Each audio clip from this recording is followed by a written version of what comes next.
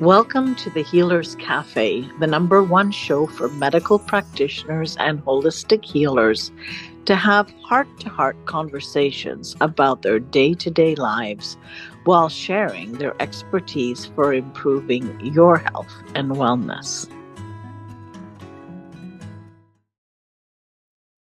So, welcome to the Healers Cafe. And today I'm with Dori Baker. And we're going to start actually with her mission because it's simple.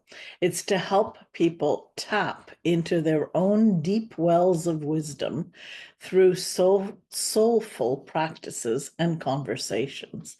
And she launched Our Own Deep Wells, Awakening Soulful Practices for Well-Being, after realizing that climate despair, overconsumption of social media, and ongoing social isolation as a result of the pandemic create an interlocking ring of mental health challenges. I'm going to stop right there, stop reading, and involve you in this a little bit. So, my first question to you is, so what, because I feel like things don't happen by accident. So how did these two elements come together? What was your journey? Yes, thank you so much. Well, I am a spiritual leader and practitioner and have a PhD in religious studies. And my niche for over 20 years has been nurturing the next generation of leaders in the religious and spiritual landscape of North America, with a specific emphasis on leaders of color. I worked for an organization that allowed me to do that work. So I was really interested in helping young people discover their meaning and purpose. And Mhm. after the pandemic, as I talked first anecdotally to other people my age who had young adult children, I realized that I didn't know anyone who didn't have a child who was struggling with their mental health. They're an adult child or an adolescent who was struggling with mental health. It was just everywhere in my middle class. I live in the Southeast but I have friends all over the nation. And it didn't seem to be confined to my socioeconomics or my race. It just seemed to be everywhere with all of the circles of friends that I walked with.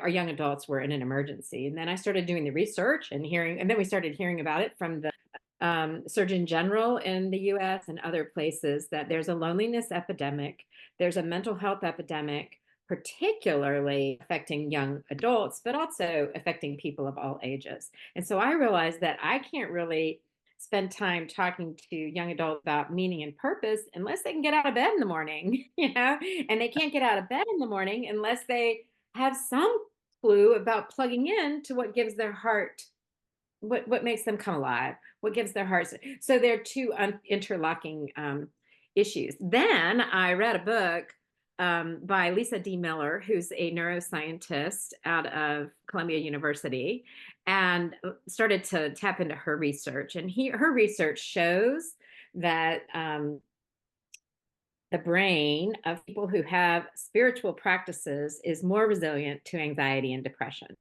And then I had this dawning that, oh, that means those of us who are spiritual leaders and healers, we have what the world really needs right now. I like to use the word soulful practices instead of spiritual practices because spiritual has been so maligned and has so been misused. And we have such a history of mostly men using their spiritual power and leadership in ways that violate people. But soulfulness is something I think we can all resonate with. And it takes me back to some of the language of people of color in the in the American history, like soul food and soulful So music. conversation, soul music. And Mhm.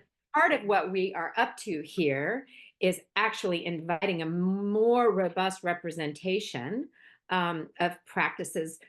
I like to say that Eastern meditation has crossed the superhighway and is now, moved from what was mostly religious spaces into like even science classes, and corporations can have a moment of Zen mindfulness, but I would like to see more traffic there of practices that come from more robust, more diverse.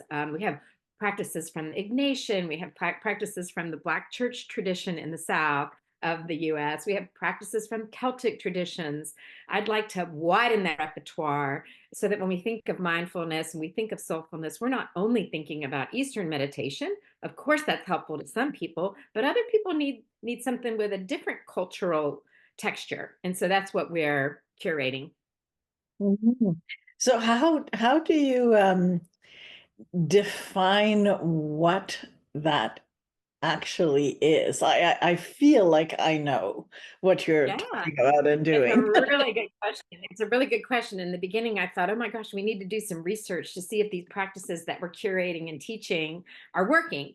And I got back in touch with Lisa D. Miller, and she's like, the research has been done. Any sort of guided meditation, any sort of practice that slows us down and reminds us that we are part of something more than our own selves and our circle of our family, anything that slows us down and reminds us that we are part of the seasons, part of nature, part of something more, however you want to name that: God, universe, soul, creator.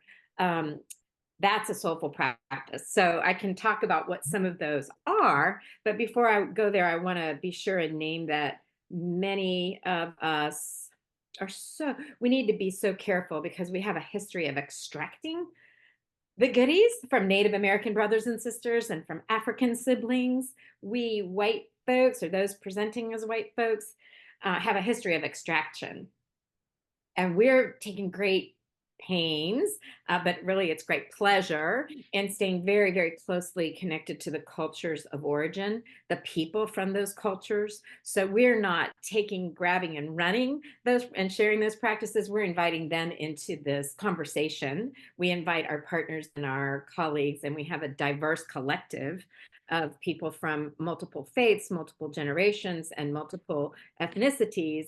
And we're in this mix together, curating and sharing the Mm. goodies that I think humanity needs if we're going to survive. Yeah, I think so too. I mean, it's and I think it's when you say, well, spiritual then slash soulful, which I agree with your understanding of what you're making that mean, because of the way spiritual also has become um misused, I think. But I think it's also it's away from the structured religious, the all the things that I mean, I think we're in the process of finding out, the Vatican and all the dark stuff, and oh Absolutely. my goodness Absolutely. gracious, you know. It gives my heart pleasure to know that many religious institutions today have really taken that to heart. I was at a funeral recently, a Catholic church, and they had taken so much care to address all of the triggers, all of the ways in which they have done harm in the past. So that, there was a sign on the bathroom door that said children of certain age must be accompanied by a parent, like all of the safe sanctuary work that we have done. I have great, great love in my heart for every religious tradition. At the same time, I'm aware of the research. They're not trusted. We have a breakdown. I like to say the bridges are broken between these practices and the traditions or the places, the institutions that once stewarded them. I have Yeah, a friend who said the bridges aren't just broken. Somebody has poured gas and lit a match. The bridges are gone. So what yeah, I'm trying to do is create access. What we're trying to do is create access to these life-giving and potentially life-saving practices so that mm, people can get them. And later, if they want to follow a breadcrumb trail back to the origins, we'll provide that breadcrumb trail. You can go look for it on our website. But we don't care if you believe. We don't care if you belong. We just want to invite you into trying on a practice. Play with it. Most of these practices are evocative and winsome and playful. And right. if you like it, see if it fits for you without having the heavy onus of needing to be a certain identity in order to practice something that connects you to these sources of wisdom. Right. Right. Exactly. Yeah. No, and I think I mean, that's where, in my practice, when I had a practice, I had the occasion of having on two separate occasion ministers, who wanted to speak from the heart. And they found that the doctrines that they were representing and involved in were no longer fitting with them and their beliefs and what they had come to see. And never mind the dark side. This is just the on the front of it. And he's sort of saying, this has got to change. We've lost the essence of it. And maybe it's time,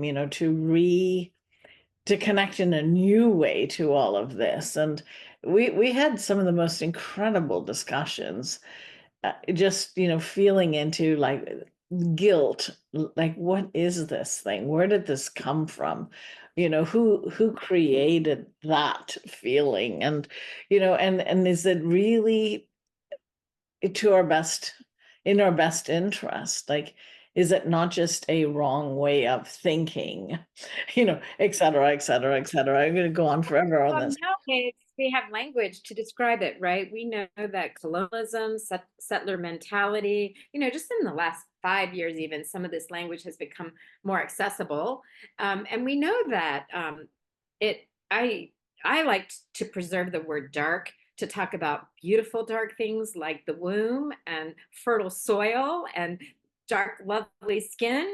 I don't like to think of dark as negative, but I do know that there is, I want to make a distinction between, and just say there has been inherited choices that I would like to be part of reversing in my lifetime. My ancestors contributed to the idea of whiteness, and that white people from Northern Europe um, were in some ways better than people who had a darker, more melatonin in their skins. I, in my lifetime, want to be part of reversing that, and the poor decisions, the decisions that came out of greed and superiority, and like I don't usually use the word evil, but I'll use the word evil there.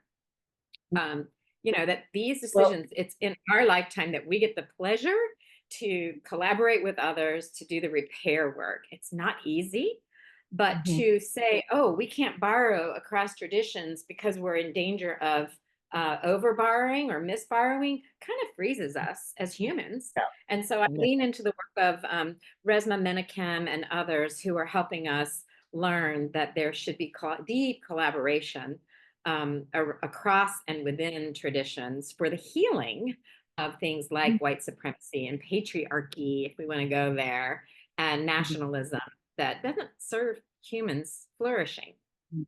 or Well, the I mean, earth's flourishing. yeah, it's really part of the conquer and divide, right? It is from an old paradigm that worked very well. And I think what's happening is people Yeah, aren't buying it. They're not buying it anymore, right? And it's like, give us the real stuff, Even now, fighting wars for who? It's very clear who we're fighting for. economic interests. Yeah, Yeah, absolutely. exactly. It's like On the same even page about even yeah. voting, the way, I'm not saying standing up for rights. Well, one would be recognizing that we have sovereign rights, that would be a big step. But, it's the whole re-questioning. And in my field, certainly, it's health, it's like the whole paradigm of medicine isn't about health. Just like the Right, paradigm of law is not about justice. It's like, right, it's right. like we have to really get to And the paradigm of religion has not been about connection. exactly, It's been because you got about to go hierarchy. through somebody in between, another hierarchy and another permission and another stop and another bureaucrat. And it's like, oh, it's time. I mean, it's so exciting that it's happening at the same time in every field. And Yes, it is a beautiful thing. And young people are the leaders, like those under Mhm. 30. I'm just so amazed at what the universe has gifted them What with. would your life be like if you were pain free? If you were one of the millions who suffer from chronic pain, the thought of just one day without it may seem impossible. This is often because conventional medicine tends to fall short in the treatment of pain, opting to prescribe pills or recommend surgery rather than getting to the root cause of the problem. But if you are suffering with emotional or physical pain, there is hope. Join the founder and CEO of Bowen College, Manon Bolliger, live online for your body-mind reboot. Learn how to listen to your symptoms and get to the root cause of your pain. Plus, be trained in basic Bowen therapy moves so that you can reboot your body for optimal health. You don't have to live in pain. You can heal. Stop the pain pill cycle by visiting www.yourbodymindreboot.com to learn more and to register.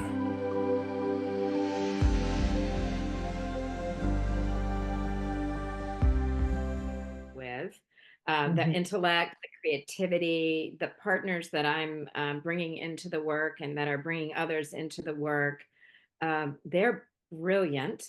They suffer from imposter syndrome, many of them. And I say that too is a tool of white supremacy that they just, we can get rid of. We can learn how to work better and not be afraid of our own power. But I'm just so convinced that young people, those in their 20s and 30s, know the way. They need some elders to help guide them, and I'm happy to be in that position. Mhm. Yeah, no, So it's very exciting, exciting times. yes, We're that's a really fun way of seeing it, because we can also talk about gloom and doom, or we can say, what kind of people do we want to be as the world as we know it is coming to an end.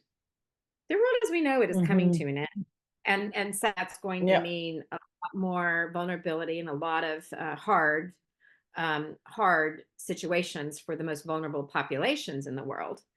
And as I mourn Mhm. that and stay tuned to that and grieve that daily, we can also surround ourselves with practices of community, practices of connection to nature that give us resilience and that allow us at least to be, one more self regulated body is a more good world than someone who's closed and wrapped up and anxious and not able to care for themselves and others. So we're talking about a culture shift Mhm. here. I'm so grateful that Yeah. you are training practitioners who work in their spheres, and I'm so grateful that you're also doing this work of talking about it, because it's about culture shift. It's about shining a light on Mhm. what's happening so that others can begin to adapt it to their context. Yeah. No, I think I find it too. This is part of not being isolated. It is part of reaching out cross profession, cross discipline, cross whatever to see that it's actually the same reality over and over again. And during this time period where it became, I call it the pandemic because now we know, but so I Ah, the extra L in there. But the thing is, it really helped to make people aware. There was horrible things, and I'm not trying to belittle the horrible things that happen and are not yet fully talked about to the extent that they should be. But people realize community matters, and people realize that there are some people that are more resilient. And when you start going, well, what is it that they do differently? I think there was an ability to have a very interesting discussion that had we not been, so at least in Canada, it was brutally shut up and, yes. dismissed. I mean, we may not have had the same wake up call for as many people, because we would say, Right. oh, my doctor says this, it's fine, you know. It's like, well, maybe it's not. My government says this, maybe it's not okay, you know. And what do you feel? Oh, I don't feel this is right. Well, maybe that matters, you know. And it's like going back into really who we are, our sovereign beings that we are. And this is where all the power is recognizing that. So when you brought up, you know, imposter syndrome, it's like, imposter to what? We're not even trying to be something else. Just be who you are. You know, it's really a shift in we're not copying anybody. Yes, in fact, I think you're absolutely right that one of the places that we're making meaning out of the pandemic is to Mhm. say that we were forced to go inward. We were Mm, forced to right. like really like tune into our DNA. I had already begun doing some disciplined ancestor work before the pandemic, but the pandemic gave me the time and the urgency to really listen to what is within my ancestral ways of being that might be of any use to the world now. And during that time, one of the practices that I teach is earthing, you know, to Mhm, encourage people to get outside. It's scientifically shown, like, and every single morning I go outside barefoot. And if you do it early in the morning, those first few moments of sunlight without any mhm, filter through your window or through your sunglasses, lights mhm. up our you know, our hormones to tell us how to get a better night's sleep. Like it's all, but you know, so many of us are not in the habit of going outside No. until it at all, right? And so now, you know, there's all these practices that I began incorporating into my daily life, and then I just began sharing them. And then I Mm, began asking, what are you already doing in your daily life that right. you may not even identify as a soulful practice? And I'll have an example. Can I tell a story? Yeah, I said, absolutely. I have a friend who is mostly behind a screen all day and, you know, works 3 or 4 different jobs in the gig economy. And I asked him one day, we were working on a project together. So here we are on another Zoom call. And I said, you know, it's 9 o'clock in the morning. We both live on the East Coast. I was like, what's the soulful practice that you start your day with? And what's the most important soulful practice that you start your day with? And he has a house full of dogs and cats. And I thought maybe it was feeding your animals. And he said, oh God, no, that's not soulful or restorative at all. You know, they are literally hungry, raving animals, and I feed them. And then pause and I ask myself, what will my first beverage of the day be? Does it need to be espresso? Mhm. Is this a day where I have to like be in the grind of capitalism? Or can I have just a regular dark coffee? Or can I have a cup of Earl Grey tea? Or is this a day for kombucha?